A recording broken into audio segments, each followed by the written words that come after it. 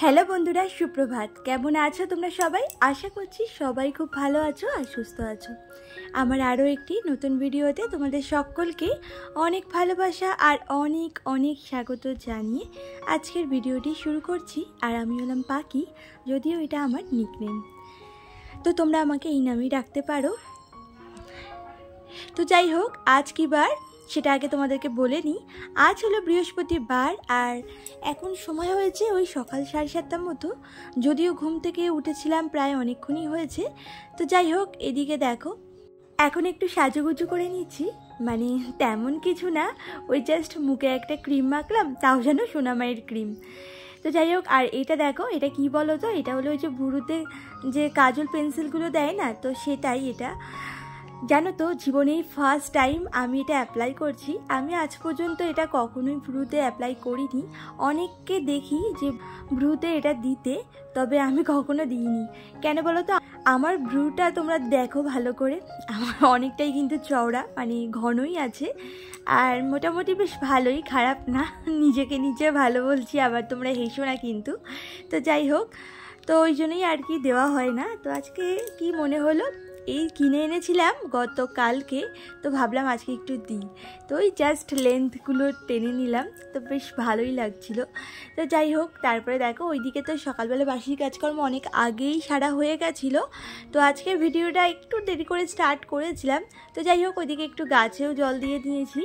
আর তারপরে দেখো এখন আবার করে নিচ্ছি চা।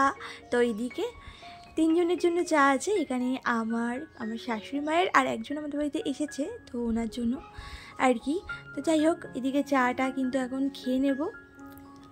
আর তোমাদের দাদাভাইকে তো অনেক দিন চা করে দিচ্ছি না, মানে ওর চা খাওয়া বারণ আছে আর কি। আর চা লাভারের কাছ থেকে যদি চাটাকে দূর করে দেওয়া যায় তাহলে তার কেমন লাগে বলো তো। তো তোমাদের দাদাভাইয়ের সামনে একদমই আমরা চা খাই না, ও কিন্তু চা খেতে ভীষণ ভালোবাসতো। তবে ওই যে গ্যাসের প্রবলেমের জন্য ওকে ডক্টর বারণ করে দিয়েছে, একদমই সকালে খালি পেটে এই দুধ চা খাওয়াই যাবে না, এমনকি র চাও খাওয়া বারণ, কফি খাওয়া বারণ, সমস্ত কিছুই বারণ করে দিয়েছে। তো যাই, ওনাদেরকে চা দিয়ে নিজেও চাটা খেয়ে নিয়েছি। আর ওইদিকে আমার সোনামা তো এখনও ঘুমাচ্ছে, ওকে যে পড়ায়, তো সে এক জায়গায় ঘুরতে গেছে, তো সে কারণে সে তো কদিন আসবে না। তো যাই হোক, সোনামা ওই জন্য এই কদিন বেশ ভালোই ঘুমিয়ে নিচ্ছে সকালে।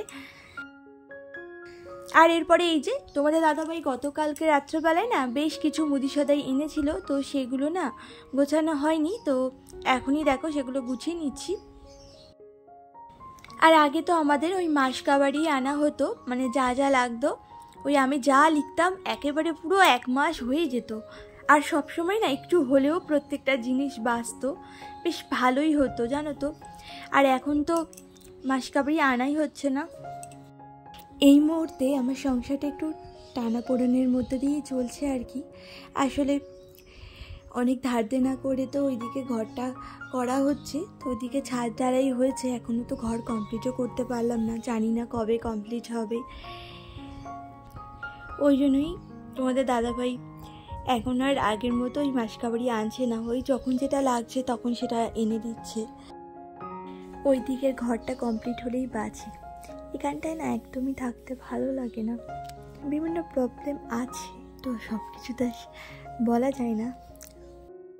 আর এদিকে আজকে তোমাদের দাদাভাই না শরীরটাও সেরকম ভালো নেই, তাই দেখো ওকে একটু ওআরএস গুলে দিচ্ছি। গত মঙ্গলবারে বিয়েবাড়িতে গিয়ে ওই যে বিয়েবাড়িতে খাওয়া দাওয়া হয়েছে, আর সেজন্য শরীরটা একটু খারাপ করেছে। আর এদিকে করে নিচ্ছি রুটি খাবার তরকারি, ওই সকালবেলা ব্রেকফাস্টের জন্য একটু আলু চচ্চড়ি করছি আর কি।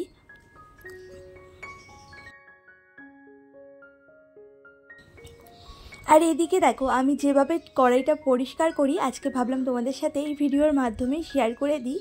তো আমি কড়াইটাকে কিন্তু খুব ভালো করে গরম করে নিয়েছি, আর তারপরে ওই যে সিরিজ কাগজ দেখবে হার্ডওয়ার্সের দোকানে কিনতে পাওয়া যায়, তো সেই কাগজটা কিন্তু এই আছে, তার উপরে আমি স্কচ ব্রাইটটা নিয়েছি। আসলে ওইটা ধরে না ডলতে অসুবিধা হচ্ছিলো, যেহেতু ছোটো করে কেটেছিলাম তো, আর তাই জন্য ওইটার উপরে ওই স্কচ ব্রাইট দিয়ে ভালো করে কিন্তু ডললাম। তো তাতেই দেখো কড়াইটা একদম ঝকঝকে হয়ে গেছে, দেখো কতটা পরিষ্কার হয়েছে। তো এইভাবে যদি আমরা রান্নাবান্না করার পরে কড়াইটাকে একটু পরিষ্কার করে নিতে পারি, আমাদের কড়াইটা কিন্তু সবসময় এরকম সাদা ঝকঝকে থাকবে।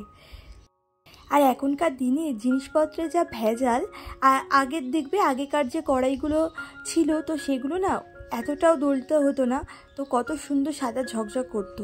আর এখনকার কড়াইগুলোতে দেখবে একটু রান্না করতে না করতেই পুরো লাল হয়ে একদম কালচিটে পড়ে যায়, আর তুলতে কিন্তু বেশ ভালোই কষ্ট। তো কড়াইটাকে গরম করে এইভাবে সিরিজ কাগজ দিয়ে ডলবে, মানে বাসন মাজার যে সাবান আছে বা সার্ফ যেটা পারো সেটা দিয়ে ডলবে, দেখবে খুব ভালো পরিষ্কার হবে। তো যাই হোক, আজকে তো বৃহস্পতিবার, আমরা তো এই দিনে নিরামিষ খাই। তো আজকে দেখো করে নিলাম লাল শাক দিয়ে একটা চচ্চড়ি করছি। আর দেখো মশলাটার মধ্যে আমি কী কী দিচ্ছি, ওদিকে একটু সর্ষে দিয়েছি, আর দিলাম একটু জিরে আর কয়েকটা কাঁচা লঙ্কা, সাথে সামান্য একটু সর্ষের তেল দিলাম। আর সর্ষের তেলটা দেবার কারণ হলো সর্ষেটা যাতে তিতকুটে ভাব না আসে। আর একটু নুনও দিয়েছিলাম, সেটা না স্কিপ হয়ে গেছে। তো যাই হোক, আর এদিকে দেখো সবজিগুলো ভালো করে ভেজে নিয়েছি, তারপরে এর মধ্যে একটু আদা গ্রেট করে দিলাম। তো আদা বেটে দিলেও হয়, তো আমি আর বেটে দিলাম না, ওই একটুখানি দেবো আর কি, তো ওই জন্য ভাবলাম গ্রেট করে একবারে দিয়ে দিই। তো তারপরে দেখো ওই মশলাটাও দিয়ে বেশ ভালো করে কষিয়েছি, আর নুন হলুদ কিন্তু আমি অবশ্যই দিয়েছিলাম। আর তারপরে ওই যে শাকগুলো দিয়ে দিয়েছি, আর খানিকক্ষণ ঢেকে রেখেছিলাম ভালো করে সেদ্ধ হওয়ার জন্য। আর জল দিইনি কিন্তু, শাক থেকে এমনিতেই একটু জল বেরিয়েছে। তো দেখো ভালো করে সেদ্ধ হয়ে যাবার পরে একটু চিনি আর একটু সামান্য ঘি দিয়ে নামিয়ে নিয়েছিলাম। আর রেসিপিটা কিন্তু খেতে খুব ভালো হয়েছে জানো তো। আর আমি ফার্স্ট টাইম এই রেসিপিটা বানালাম, এর আগে কখনোই আমি এটা বানাইনি। তো যাই হোক, আর আজকে করে নিচ্ছি সজনের ডাঁটা কুমড়ো আলু দিয়ে একটা তরকারি। আর এই রেসিপিটা আমার শ্বশুরমশাই আর শাশুড়িমা খেতে খুবই পছন্দ করেন, তো ওনাদের জন্যই করলাম আর কি। আর এদিকে একটু মুগ ডালও করে নিয়েছিলাম। তো যাই হোক, ওইদিকে রান্নাবান্নাটা সেরে এদিকে দেখলাম সোনামাও ঘুম থেকে উঠেই গেছে। তো বিছানাটাকে দেখো এখন পরিষ্কার করে নিচ্ছি।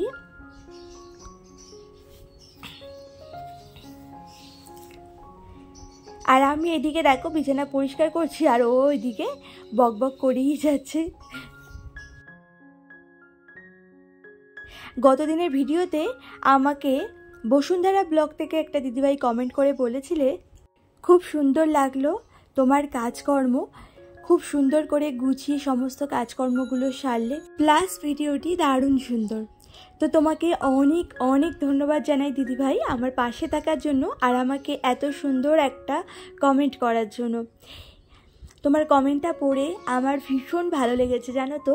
তোমাকে কথাই প্রকাশ করতে পারবো না যে আমার কতটা ভালো লেগেছে।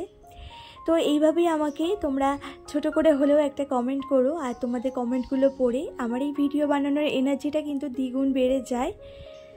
আর আমি তো একজন সাধারণ গৃহবধূ, আর আমার এই প্রতিদিনের কাজকর্ম সেটা কিন্তু তোমাদের সাথে একটা ছোট্ট ভিডিওর মাধ্যমে শেয়ার করে থাকি। আশা করছি আমার প্রত্যেকটি ভিডিও তোমাদের খুব ভালো লাগবে। আর ভিডিওর মধ্যে কোথাও যদি কোনো ভুল ত্রুটি থেকে থাকে আমাকে অবশ্যই তোমরা কমেন্টের মাধ্যমে জানিও, তাহলে আমি সেটা শুধরে নিয়ে আরও সুন্দর করে ভিডিওটা তৈরি করব। তো যাই হোক, ওইদিকে দেখো ঘরটা মুছে নিয়েছি। তো সকালবেলায় কিন্তু ঘরটা ডাস্টিং করা হয়েছিল, মানে ঘুম থেকে উঠে আগে ফ্রেশ হয়ে কিন্তু ঘরটাকে ডাস্টিং করেছিলাম, এমনকি বাইরের যে বাসি কাজকর্মটা থাকে উঠোন ডাস্টিং সেটাও করেছিলাম। তো সেগুলো তো আর ভিডিও করিনি, তাই তোমাদের সাথেও শেয়ার করতে পারিনি। তো যাই হোক, এখন দেখো ঘরটা ওই জন্য মুছে নিলাম। তো তখন সকালে না আর মোছা হয়নি, ওই অন্য কাজে লেগে পড়েছিলাম সেজন্য আর কি। তো যাই হোক, এখন দেখো এই সুকেসের উপরটা একটু পরিষ্কার করে নিলাম। দেখলাম বেশ কিছু জিনিসের উপরে ধুলো পড়ে গেছে, তো সেগুলোই না একটু ভালো করে মুছে নিলাম। ভেবেছিলাম আজকে এই যে শোকেসের উপরে যত জিনিসপত্র আছে সমস্তটাই নামিয়ে তারপরে ভালো করে ওপরটা ঝুলটুল ধুলো এগুলো ঝেড়ে আবারও জিনিসপত্রগুলো সাজিয়ে রাখতে। তবে আজকে না অনেকটাই লেট হয়ে যাচ্ছে। ওইদিকে সোনামা তো ঘুম থেকে উঠেই গেছে, ওকে আবার এখনও খাওয়ানো হয়নি, ওকে আবার এখন খাওয়াতেও হবে। আর সেজন্য আর বেশি ঝামেলা বাড়ালাম না, ওই অল্পের মধ্যে দিয়ে সাইরে নিলাম। আর এদিকে দেখো ওয়ার্ড্রপের উপরেও এই যে ওষুধের কৌটোগুলো আছে, তো এগুলোর উপরেও বেশ খানিকটা ধুলো জমে গেছে দেখলাম, তাই এগুলো একটু ক্লিন করে নিচ্ছি। আর এই জায়গাটা ভীষণ চোখে লাগে, একটু যদি ধুলো হয় না মানে দেখতে অতটা ভালো লাগে না, যেহেতু এটা একদম টিভির সামনে সবসময় তো এদিকে আমাদের চোখ পড়েই আর কি। আর এটা জানো তো আমাদের জানলার ঠিক পাশেই, আর জানলা দিয়ে তো প্রচণ্ড পরিমাণে ধুলো আসে, আর সেজন্য এই জায়গাটার প্রচণ্ড পরিমাণে ধুলো হয়ে যায়। ওই 2-1 দিন ছাড়া ছাড়াই কিন্তু আমাকে এই জায়গাটা ক্লিন করতে হয়।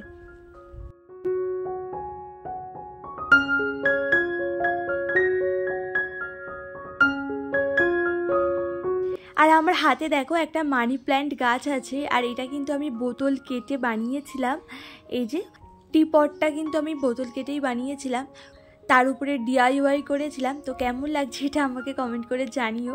তারপরে দেখো ছাদে চলে এসেছিলাম, তো বেশ কিছু জামা কাপড় কেচেও নিয়েছি, আর এখন সেগুলো মেলে দিচ্ছি।